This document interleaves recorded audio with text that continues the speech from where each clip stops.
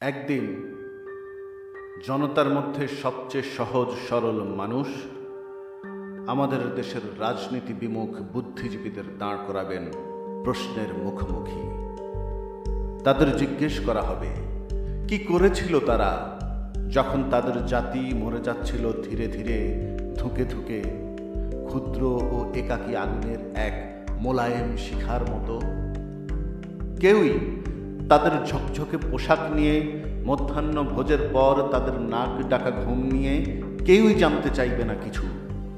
দর্শনের শূন্য তত্ত্ব নিয়ে তাদের নিষ্ফলা কসরতের কাহিনী কিংবা তাদের টাকা কামানো উচ্চমার্গীয় এলেম নিয়ে কেউই কোনো তোয়াক্কা করবে না।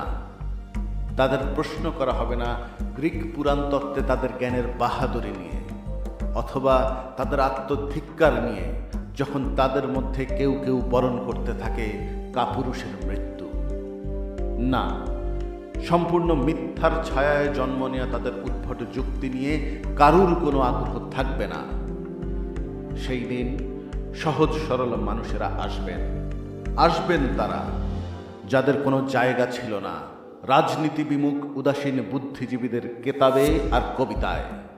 অথচ প্রতিদিন যারা রাজনীতি বিমুখ উদাসীন বুদ্ধিজীবীদের জুগিয়েছেন ভাত আর দুধ, রুটি আর ডিম, যারা ওইসব বুদ্ধিজীবীর গাড়ি টেনেছেন প্রতিদিন, যারা দেখে রেখেছেন ওইসব বুদ্ধিজীবীর কুকুর আর বাগান, তারাই জিজ্ঞেস করবেন, কি করেছিল তোমরা যখন গরিবেরা ভুগছিল, যখন কোমলতার জীবন ধীরে ধীরে ধীরে ধীরে তাদের ভেতর থেকে আগুনের মতো নিভে যাচ্ছিল।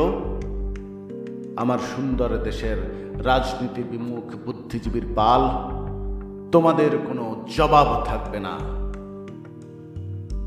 তখন তোমাদের জবানকে ঠুকরে খাবে নৈশব্দের শকুন, তোমাদের দুর্দশা খুবলে খাবে তোমাদের আত্মাকে, আর তোমরা বধির হবে লজ্জায় লজ্জায় লজ্জায়।